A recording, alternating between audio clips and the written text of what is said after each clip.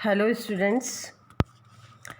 अभी अपन जो physical development पढ़ रहे हैं बालक का, तो अभी तक अपन ने जो पढ़ा है उस फिज़िकल डेवलपमेंट के अंदर के जो टॉपिक्स होते हैं उसमें अपन ने effect of physical growth cycle पढ़ रहे हैं, जो कि अभी अपना कंटिन्यू है।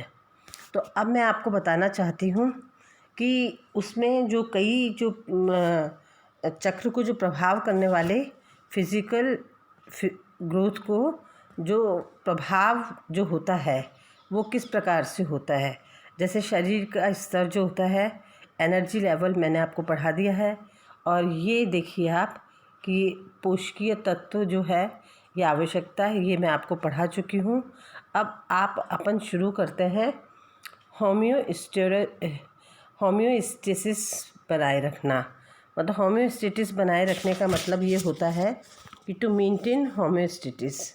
होम्योस्टेसिस सामान्य अर्थ है, इसका मतलब क्या मतलब होता है आप ही जानना चाहेंगे। तो होम्योस्टेसिस का सामान्य अर्थ जो होता है वह यह है कि वह क्षतिपूर्ति संबंधी शारीरिक समायोजन को बाह्य वातावरण में होने वाले परिवर्तनों की पूर्ति के लिए होता है। जब शारीरिक वृद्धि की गति मंद होती है तब शरीर स्वतः ही होम्योस्टेसिस बनाए रखता है, परंतु जब शारीरिक वृद्धि की गति तीव्रतम स्थिति में होती है तो शारीरिक होम्योस्टेसिस असंतुलित हो जाता है, बिगड़ जाता है।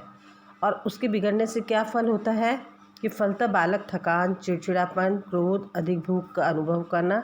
इस समय उसका सामाजिक समायोजन गड़बड़ा जाता है और वह असामाजिक व्यवहार प्रदर्शित करने लगता है। ये देखिए, ये जो है ये होम्योस्टेसिस का है। तो होम्योस्टेसिस के अंतर्गत अपन को ये जो अपन जो पढ़ रहे थे होम्योस्टेसिस, तो इसके अंतर्गत अपन लोगों ने ये पढ़ा था कि होम्योस्टेसिस में ये जो प्रॉब्लम आती हैं। अब आता है समायोजन संबंधी कठिनाइयाँ। समायोजन संबंधी कठिनाइयों में मतलब एडजस्टमेंट डिफ़िकल्टीज़, कि नेचुरली जो बालक का स्वास्थ्य अच्छा नहीं होगा और उसकी वृद्धि को प्रभाव करने वाले जो कारक मैंने बताए हैं, अगर अपन परिवार के सदस्य और लोग उनके साथ मिलजुल के कार्य नहीं करेंगे तो ये सब जो प्रॉब्लम बच्चे में आती है वो आती है। तो समायोजन संबंधी कठिनाइयाँ मतलब एडजस्टमेंट डिफ़िकल्टीज़। जब बालक इस धरती पर पैदा होता है तब से उसे विभिन्न अवस्थाओं में निरंतर नए समायोजन करने पड़ते हैं। नेचुरली जब वो आता है तो पहले घर से स्कूल से फिर वो समाज की तरफ जाता है। जैसे जैसे बड़ा होता जाता है तो ऐसी स्थिति में वो अपने आप को असमर्थ पाता है, तो उसमें संवेगात्मक तनाव मतलब इमोशनल टेंशन्स उत्पन्न हो जाते हैं, जिससे उसका व्यवहार नकारात्मक हो जाता है। जब शारीरिक वृद्धि व विकास की गति मंद होती है तब बालक का समायोजन आसान हो जाता है, क्योंकि गति मंद होती है तो उस समय ये सोचने समझने का समय मिल जाता है कि ये क्यों हो रहा है। स्टोन व चर्च के अनुसार, जो कि खुद भी एक बाल मनोवैज्ञानिक थे, कि शारीरिक एवं मनोवैज्ञानिक रूप से विद्यार्थी जीवन का समय दो अवस्थाओं के बीच का होता है। जो उसके जीवन का अवस्था होती है वो दो शुद्ध अवस्थाओं के बीच का समय होता है। यह दिन बचपन के तूफानी दिनों में होते हैं। कुछ वयस्क इसे नकारात्मक दृष्टि से भी देखते हैं। और मैंने एक बात और बताई थी कि E.B. हरलॉक, जो कि बहुत बड़े माने हुए साइकोलॉजिस्ट हैं, चाइल्ड साइकोलॉजिस्ट, उन्होंने भी लिखा है कि during periods of rapid growth the constant need to make new adjustments can be emotionally disturbing. During period of the slow growth adjustment are much easier. मतलब अगर हम एडजस्टमेंट वगैरह होते हैं, जब स्लो ग्रोथ होती है तो उसका एडजस्टमेंट थोड़ा सही हो जाता है, लेकिन जब तीव्र गति से होती है तो थोड़ी असामान्य स्थिति या मतलब कि जिसे कहते हैं ना कि एक कन्फ्यूज़न की स्थिति स्टार्ट हो जाती है। 5वां पॉइंट है कि अकुशलता। अकुशलता मतलब जो होता है वो अवकानेस होता है। जब बालकों का शारीरिक वृद्धि की गति तीव्र होती है तो उस समय उन्हें अकुशलता या फूहड़पन पाया जाता है। नाड़ी तंत्रिकाएं, जो जिसे कि नर्व्स कहते हैं, कि अपरिपक्व होने के कारण ही यह अकुशलता व्याप्त रहती है। परंतु जैसे जैसे नाड़ी तंत्रिकाओं में मैच्योरिटी आती जाती है, मांसपेशियाँ विकसित होती जाती हैं, वैसे वैसे बालकों को कौशल की सीखने के अवसर प्राप्त होते हैं। मतलब नई नई चीज़ें सीखने के लिए उसको अवसर प्राप्त होते हैं और वह नए वातावरण एवं परिस्थितियों के साथ समायोजन करना सीख जाता है, क्योंकि उस समय गति मंद होती है तो उसको समय मिलता है और वो कन्फ्यूज़न की स्टेज से बाहर निकल चुका होता है। अब इसमें देखिए कि शारीरिक वृद्धि की गति जब मंद होती है, विशेषकर उत्तर बाल्यावस्था में, मतलब पूर्व बाल्यावस्था होती है, एक उत्तर होती है, तो उत्तर बाल्यावस्था में जो बालकों में फूहड़पन एवं अकुशलता कम पाई जाती है, इस अवस्था में बालक शारीरिक गतिविधियों पर नियंत्रण प्राप्त कर लेता है तथा वयस्कों के अनुरूप व्यवहार करना सीख जाता है। परंतु हाँ, कभी कभी शरीर के आंतरिक अंगों की क्रियाओं में अचानक समन्वय लुप्त हो जाता है, क्योंकि हो सकता है कि उसको पोषण ढंग का ना मिल रहा हो या कुछ बीमारी हो, तब अल्प समय के लिए अकुशलता फूहड़पन की स्थिति उत्पन्न हो जाती है। तो ये जो था वो जो पॉइंट है, ये जितने भी मैंने आपको 5 पॉइंट बताए हैं, तो वो जो पॉइंट थे वो है कि effect of physical growth cycle, कि शारीरिक वृद्धि चक्र का प्रभाव क्या पड़ता है बालक के विकास पर। अब अपन जो आ रहे हैं वो अपन आएंगे, अब वो जो अपन आ रहे हैं वो अपन आएंगे कि वेरियस इन वेरिफिकेशन, वृद्धि चक्र में परिवर्तन, जिसे कहते हैं ना वेरिएशंस इन ग्रोथ साइकिल।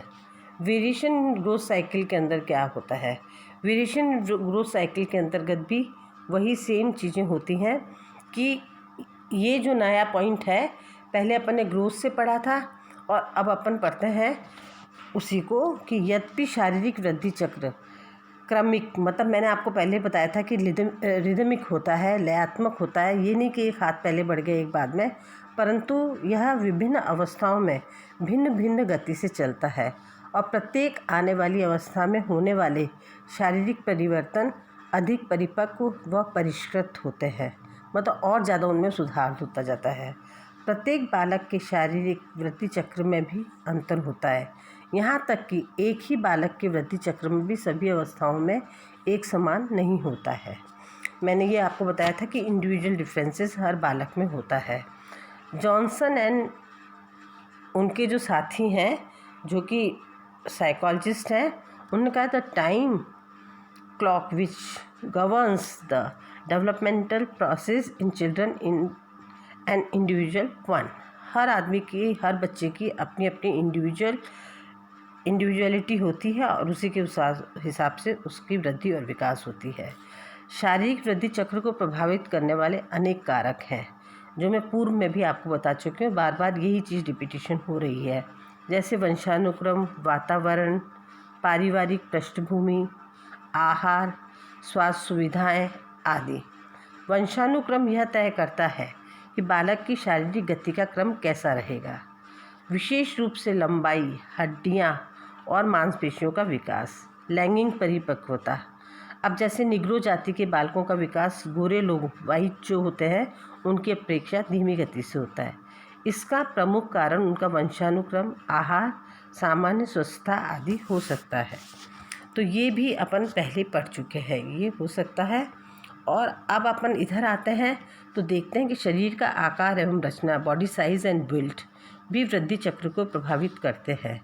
वे बालक जिनकी शरीर रचना भारी होती है, वे तीव्र गति से वृद्धि करते हैं और शीघ्रता से प्यूबर्टी अवस्था को प्राप्त कर लेते हैं।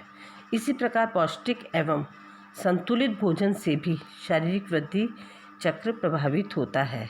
जिन बालकों का गुणात्मक एवं मात्रात्मक, क्वालिटी एंड क्वांटिटी विकास रूप से भरपूर पोषण युक्त आहार मिलता है, उनके शारीरिक वृद्धि की गति भी तीव्र होती है और वे जल्दी ही किशोरावस्था को प्राप्त कर लेते हैं। खुश मिजाज बालक, जो कि बहुत ही खुश मिजाज होते हैं, वो इनहेरिट भी ले सकते हैं या खुद के स्वभाव में भी ला सकते हैं, या उनको ऐसा वातावरण भी मिल सकता है कि शारीरिक वृद्धि और विकास भी उन बालकों की तुलना में ज़्यादा अच्छी होती है जो संवेगात्मक तनावों से घिरे रहते हैं। यद्यपि संवेगात्मक तनावों का प्रभाव लंबाई पर न के बराबर पड़ता है, मगर वजन पर अवश्य ही पड़ता है। संवेगात्मक तनाव से ग्रस्त बालक का वजन कम हो जाता है क्योंकि वो मेंटली इमोशनली थोड़ा सा टेंशन में रहता है। अध्ययनों से यह सिद्ध हुआ है कि मौसम का प्रभाव भी शारीरिक वृद्धि चक्र पर पड़ता है। जुलाई से दिसंबर तक का समय बालकों में वजन वृद्धि के लिए उपयुक्त रहता है क्योंकि उस समय अपन लोग अच्छे से अच्छा खाते हैं और ये बड़ों पर भी पड़ता है। अप्रैल से अगस्त तक बालकों की ऊंचाई में लंबाई मतलब जिसे कहते हैं में पर्याप्त वृद्धि होती है। इसी प्रकार अगस्त से नवंबर तक का समय बालक में भार भी अपेक्षाकृत कम वृद्धि होती है। There are seasonal variations in growth with July to mid December, most favourable for growth in weight and April to May August for growth in height. अब अपन लिंग के संबंध में आते हैं कि उसका जो लिंग होता है कि वो महिला है या पुरुष भी शारीरिक लिंग को भी शारीरिक वृद्धि चक्र का प्रभाव मिलता है। कुछ निश्चित आयु तक लड़कियों की शारीरिक वृद्धि तेज हो जाती है, ये मैंने पूर्व में भी बताया था। और 9 से 14 वर्ष की अवस्था तक लड़कियां लड़कों की अपेक्षा अधिक लंबी एवं भारी हो जाती हैं तथा जल्दी ही यौवनावस्था को प्राप्त कर लेती हैं। परंतु इसके बाद लड़कों की जो बढ़ोतरी होती है लंबाई चौड़ाई और भी कई तरह की, वो 18 वर्ष की अवस्था तक होती है और देर से यौवनावस्था को या किशोरावस्था को प्राप्त करते हैं। तो ये चीज़ें मैं आपको बता चुकी हूँ और अब कल अपन आएंगे कि शारीरिक विकास के नियम क्या हैं, प्रिंसिपल्स ऑफ फिज़िकल डेवलपमेंट। तो ये वाला जो पॉइंट है कि वृद्धि चक्र में प्रभाव, उसमें परिवर्तन, ये अपन ने आज पढ़ा है। और अब जो अपन कल पढ़ने जाएंगे वो होगा अपना कि अपन ने आगे क्या पढ़ना है। थैंक यू बच्चों एंड ऑल द बेस्ट।